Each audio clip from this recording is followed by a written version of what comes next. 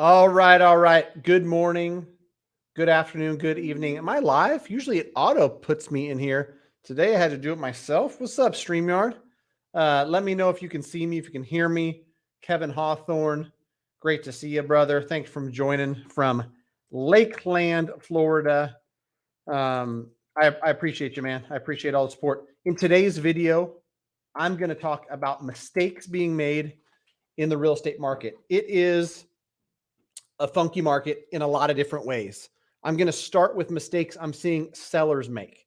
I had this thought in my head over the weekend, walking through some open houses, talking to some agents, had the conversation today with loan officers on the team and some of my colleagues. And for sure, if you're a seller and you're listening to this, I've got some advice for you because a lot of you are making some mistakes, especially considering the state of the market. I'm going to have advice for buyers as well. You guys are making mistakes. I talk to loan officers all over the country. I talk to real estate agents all over the country, and a lot of markets are behaving very similar, right? Maybe a little bit different. Maybe different price points behave a little bit different. Maybe different parts of the country, are slower to adjust than others. But for the most part, we're seeing a lot of similarities between markets where we're definitely in a vastly different market we were in just 1 or 2 quarters ago, right? 3 to 6 months, things can change quite a bit, and they have. And so I want to talk to you first and foremost about mistakes I'm seeing made by sellers in today's market. I started with this epiphany in my head by thinking agents are making 2 big mistakes. They're either hiring the wrong agent, one that's not eligible, one that's not knowledgeable about the market, where it currently stands, or about this specific neighborhood, or about this price point, maybe all of it, right? Or sellers are hiring the right agent who knows what the market's doing, who knows the right play to make, but you as the seller aren't listening to them. Those are 2 different mistakes. Wrong agent, doesn't matter if you're listening to their advice or not, because they don't know what advice to give, or right agent, and you're not listening as a seller. And I'll give you an example.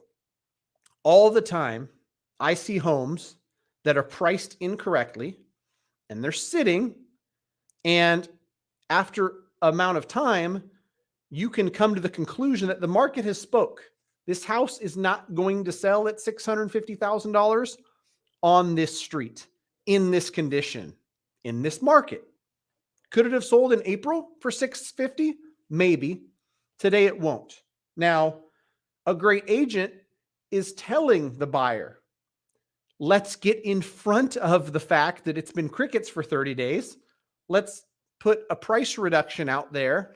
Let's do whatever we need to do to get it in front of the people at the price point they're willing to pay so that we can get it sold. What all too often happens, and I've literally just got 1,000 memories in my head about this. 45 days goes by, they go to 625. It should have been on at $599 from the start. Should have never started at $650. And honestly, now that it's old and stale, $625 ain't going to help you either. So then it sits at $625 for another 4 weeks before they realize, oh, shoot, maybe we should go to $600. Now it's been on for 2 months, been on for 60 days. People have moved on. They've realized that, like, I don't know what it is about this place, but it ain't it, right? They won't even look at it because 60 days on the market, there must be something wrong. That's what consumers think. Whether that's right or wrong, that's what they think. And so now you're at 600 where you should have been 6 weeks ago. And not only are you late to the party with the correct pricing, but now the correct pricing has moved. We've moved higher in interest rate. We've moved farther into the winter months where there's less buyers as it is, right? And so now you're essentially trying to catch a falling knife. Maybe 585 is the correct play now. So it's hard to tell from an outsider's perspective. And if, I'm not having all the conversations that buyers agents are having with listing agents. But sometimes a great listing agent can give all the best advice in the world. If a seller doesn't listen to it, well, then it doesn't help. Or there's weaker listing agents that just say, it's your house. I'll do whatever you say. You want to list at 650? Okay, great. Versus the advice that would more benefit the client, albeit maybe it's hard to say, listen, Mr. and Mrs. Client, I know your neighbor sold for 635 in April. That got in contract in May, the time of the year when the most buyers are out. Also, interest rates were lower back then. Also, X, Y, and Z. Show them data. Show them that the market today is different than it was back then. They should be coming on at 599. I'll try to get you the most possible, and the market will speak. If we've got 2 or 3 people interested and they're, wanting to make this their home, then we might be able to do a multiple counter offer. We might get someone to come to 610 or 615. But listing at 650, letting it sit for 45 days, worst play of them all. And unfortunately, that's what people will do. Another thing I'm seeing before I move on to buyer mistakes is on the list side, agents who haven't been in the market day in and day out, haven't seen the small changes, don't realize that, every single day inventory changes, interest rates change, buyer sentiment change, all the changes, right? Don't realize that you can't put something on over the weekend, get an offer, and then say, yeah, we'll get back to you, waiting for other offers to come. Say you want to show it open for the next weekend for whatever reason that is, right? You want to get more buyers as an agent. You want to really think something better is going to come along. So staying too long or taking too long to counter an offer, problem. Countering an offer with terms, like you used to have more leverage as a seller, you could counter with shorten your appraisal contingency, take away your loan contingency. We want the earnest money deposit to go hard after X number of days. We want 15 days of rent back. We like all the things that are advantages to the seller that you could ask for as a seller because you had all the leverage in the world. If you're not in the weeds daily, you probably don't know. You can't do that as a seller. What you will do in this market when you start to counter in that fashion, trying to squeeze as much as you can out of the buyer will be like, you know what? Didn't like this house that much anyway. And they'll move on. I promise you, I see it in my business. I see it in front of my eyes. So I'm not just guessing. I'm telling you the truth about what's really happening. Also, another story, real life story, loan officer friend of mine. It wasn't even a counter offer. It was just too long to respond to the initial offer. It was that waiting game. We're going to wait, see what else comes along. Your first offer, more often than not, could be your best offer. So if you're a seller, don't pick the wrong agent. Connect with the right agent. When you connect with the right agent, listen to their advice. You hired the best, who's got the most knowledge and has the best advice for a reason. So listen to the advice they give you. Don't take too long to counter. Don't try to squeeze every last drop out of the buyers and counter with ridiculous terms. Realize that well-qualified buyers in this market are valuable. And if they're buying in this market, they've got motivation to buy. They're submitting an offer, which means if you're going to be tough, if you're going to try to, counter 5,000 more, reduce the seller credits they're asking for, and all the other things, they might well just walk. So just know that as a seller. Okay. Those are all the seller things that I'm seeing. If you know of, or you think of other mistakes you see sellers make in this market, please leave comments down below. These lives are so much more fun when they're interactive. When you're asking questions, I can answer them in real time. I'll answer them as honestly as possible. Anything you want to know about mortgage, real estate, my take on creative financing, what we're seeing with debt service coverage ratio loans, how we're helping get buyers get offers accepted, what are investors doing in Q4. All your questions, please bring them to the comment section. I will keep an eye out. I'll try to answer every single one that comes across. I will go ahead and talk about mistakes I'm seeing buyers make, because there's obviously some things that are being done on the buy side that are, quote unquote mistakes, in my opinion. First and foremost is buyers are judging what a good deal is based on list price versus based on, loan structure or just price of that house in general. I've said this a lot of times, but it bears repeating. So if you're a home buyer, hopefully this enlightens you or teaches you something. I could have a home that I decide as a seller, when I hire the agent, I'm going to put on the market for $499,000. Even though it's worth $550 plus. Stuff is sold near me for $580, $585. My house is in good condition. I could justify listing it at $550. I choose to list it at $499. Now, if you paid $530 for that, some buyers mistakenly think they paid $31,000 above the list price. Realtors would even celebrate this and say, look what I did for my seller. Realize the same exact house, same house. I'm the same seller, but I have a different mindset. And I say, you know what? This house, I put a lot of work in this house. It's beautiful. The stuff that sold for $580 and $585, mine is even nicer. I'm going to list it for $589. That's what I think it's worth.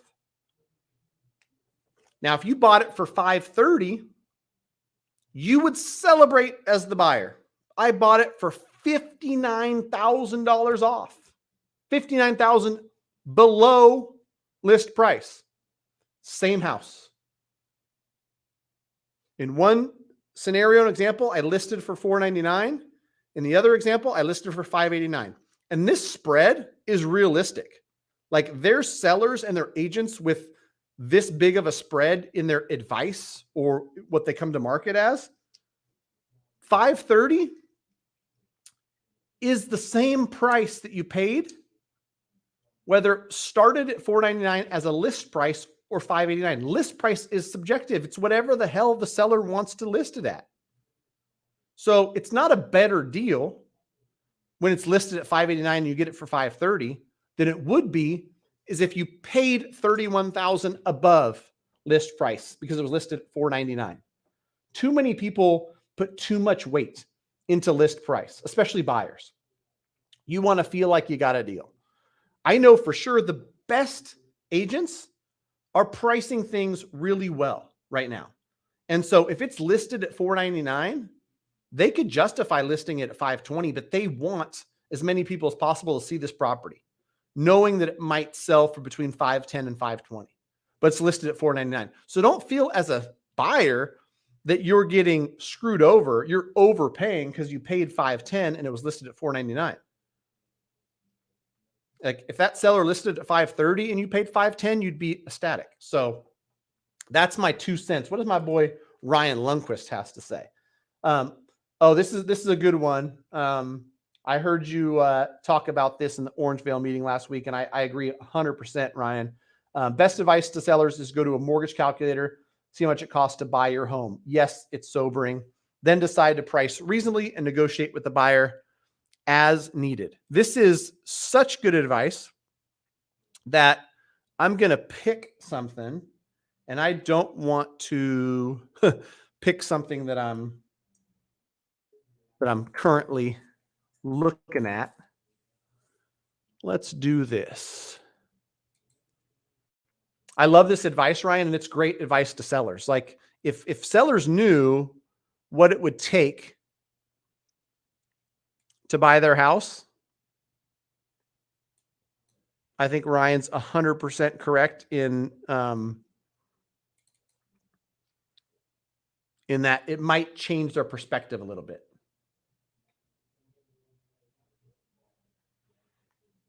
All right. I'm going to do the math on a deal here in a second. Ryan Christian, thanks for joining. I appreciate you, man. Yeah, jump back on, finish watching. I'd love for some interaction with some Q&A. So if you can't stay on, just fire off YouTube comments. I'll get back in there and answer whatever I can. But thanks for joining. I appreciate you.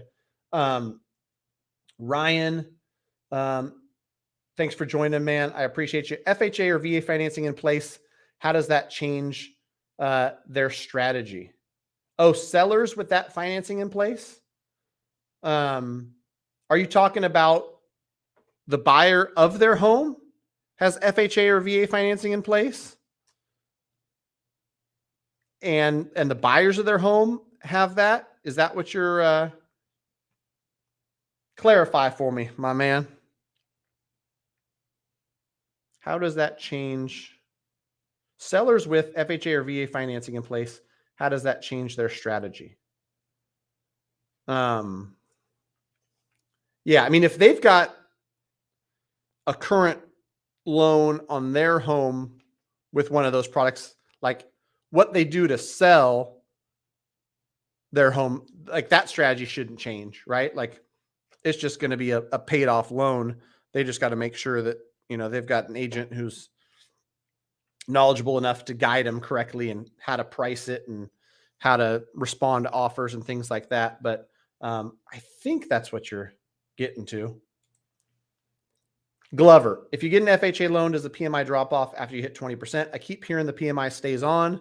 This is a great question, Glover. This is why people got to ask questions, because things change in mortgage. And it used to be, I think it's probably been 5 or so years now, that you could have PMI fall off of an FHA loan. The newer FHA loans, and newer by like the last 5 years, the mortgage insurance stays on there for life. Now, there's a caveat where if you put more than 10% down, it'll fall off after 11 years, but most people aren't in FHA loans for 11 years. For the most part, with an FHA loan, no matter how much you pay it down, the only way to remove mortgage insurance is to refinance it. So FHA buyers, knowing this, should look at an FHA loan as a short-term loan, right? If you get into an FHA loan in 2023, you shouldn't be thinking about holding on to this loan for 8 or 10 or 15 years. This is probably, 3 to 5 years max. You're going to get to a point where, one, hopefully rates are lower in the future. 2, you've got some equity built up so you can remove that mortgage insurance. And for most of my buyers who are buying FHA is a clear path for somebody with challenged credit. Your goal is to improve your credit, build some equity, and lower your interest rate. When all 3 of those things happen, it's pretty sweet. Let's say you buy a house today and you've got a 6.99% FHA loan on there and you pay $250 a month in mortgage insurance. Fast forward 4 years, you've got some equity, your credit has improved, and now you can get into a 5.99% conventional loan, no mortgage insurance. You'd be saving hundreds of dollars per month. Depends on loan size, but, just rough thoughts in my head, it might be $600 a month between the interest savings and knocking off the PMI. And so that's something to think about when you're getting an FHA loan, because there's no such thing as an FHA loan without mortgage insurance. Even if you do an FHA refinance and you refinance $300,000 on a house that's worth $600,000, there's still mortgage insurance. And then on the purchase side, when you buy a home with FHA, it's going to stay on there until you refinance. Of course, the caveat I have to mention is if you put 10% down or more, it'll fall off eventually, but that's like year 12. So we're going to run through this exercise for for people, because I think this was a great call out, Mr. Ryan Lundquist. If you haven't checked out SacramentoAppraisalBlog.com, that's where my buddy Ryan Lundquist posts a blog that is excellent, beyond excellent. It's the best of the best. Go check that out. Ryan mentioned this, and I agree with it wholeheartedly. If you're a seller who, in this case, it's funny, I just pulled up a random house and it's been on the market for 60 days. So if your house has been on the market for 60 days and you're like, why in the heck is this thing not selling at 710,000? If in past markets or homes similar size, like flew off the shelf at even a higher price, we can do this to maybe get the seller to realize, even with 20% down at 710,000, a 30-year fix at 7.5. Sure, you could buy the rate down, but it's not going to move the needle a ton. Principal and interest, taxes, and insurance, their all-in payment is close to $5,000 a month. You want to know something that's wild too, is I think the average buyer puts down 8%. So what if this person put down 10%? Mortgage insurance wouldn't be that expensive. Holy moly. Unless you had some really crummy credit. Advanced options. Let's call this like 0.3 max. But still, 10% down, you got a $5,500 a month payment. Okay, Matt, what if we buy the rate down? Okay, cool. According to I Can Buy, the average interest rate for a 30-year fixed loan in 95630 is 7.806. Holy moly. All right, let's get some seller credit. Let's buy it down to 6.999. Still $5,250 a month. That is a big chunk of change. You know, Folsom's a nice place to live, but the seller of this home should understand, like, man, this is a beauty. I get it. I think it's worth 700. The only problem is that the buyer of this home, nice family, mom works at Intel. What's the dad do? Dad's a firefighter. They make good money, good combined income, but they got daycare costs. They've got a couple car payments. Their student loans just, came due on October 1st. And even with 10% down, like 10% down is 80 grand out of pocket. Even with that, $5,263 a month. That's not easy. And so that's exactly the exercise, like Ryan mentioned, and I've mentioned before, that you would go through with a seller to be like, listen, things ain't easy out here. Oh, assumptions. I'm glad you brought up assumptions, Ryan, because trust me, I will get questions galore about assumptions. Here's the thing about government loans, VA loans, FHA loans, loan assumptions. If you're listening to this and you've never heard of what an assumption is, let's say I own a home and I've got an FHA loan for $300,000 and the rate is 2.875. Somebody could qualify and assume my FHA loan. Here's the problem, Ryan. And I've talked at length to a lot of people about this. So I think, does a seller strategy change in terms of where they're pricing their home? When they have the problem with that, Ryan, is I've heard directly from servicers, it can take up to 4 months. If you're a seller and you have 4 months to wait, kudos to you. All good. Also, if you're a seller, let's use this house that we pulled up on screen as an example. You're selling for $710,000. Even if they had, FHA, VA, whatever it is, they owe $400,000. You would have to find somebody that's going to make up the 310 spread. Assume my loan for $400,000, and then you've got to come with $310,000. Not a lot of lenders, like next to none, are going to write a loan for that $310,000. So that means you're going to have to come up with it. If you're a VA buyer, you can get 100% financing. You don't have to have, a down payment at all. Thank you for your service. Not a lot of veterans just have 310,000 sitting in the bank. FHA buyer, generally speaking, they're putting 3.5% down. They're not putting 310,000 down. So that's why, as much as assumptions are great, people advertising assumable loan, they happen so infrequently that it's not a thing. It's great in theory, but in practice, Ryan, I would bet that like nationwide, there's only a few hundred assumptions going on a month. That might even be an overshot. But I'm up to being proven wrong. If somebody can find a stat for me on how many assumptions are taking place every single month, I'd love to see it. You got to have a patient seller. You got to have a buyer who can make up the spread. And, everybody's got to agree to this 4-month timeline. Maybe they can get it done in 60 days, maybe 75. I don't know. Be interesting to see. I mean, maybe they do become more popular.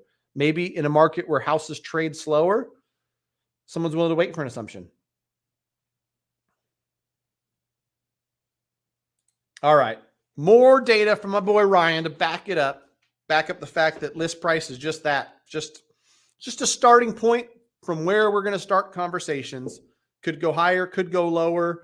10 to 12% of all listings in the Sacramento region sell at exactly the original list price. This reminds sellers to not get stuck on the original price. Likely go higher or lower for sure. And buyers shouldn't either.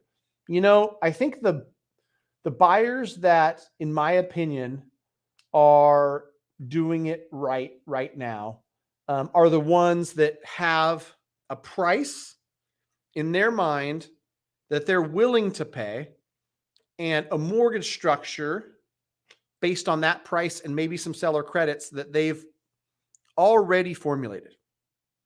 I've got buyers that are really crystal clear. If we get something for 510 with 10,000 in seller credit, we're going to put 5% down, and here's exactly what we're going to do. We're going to buy the rate down to this. We're going to be out of pocket this much, and this is what our monthly payment's going to be. Then they go out, and whether the house is listed at $499 or listed at $525, here's where we're comfortable. Maybe their agent tells them, you know what? You don't need to go 510 with 10K in credit. I think 505 with 10K in credit will get it done in this house. Well, great. You save $5,000. On others, it could go either way, but the bottom line is being clear about what you're trying to do and how you're trying to structure it on the mortgage side can help you not get, stuck up on price and whether it's below list or above list. What else we got? We got assumptions from my boy Ryan. Fire away with questions. If not, it's a busy Monday.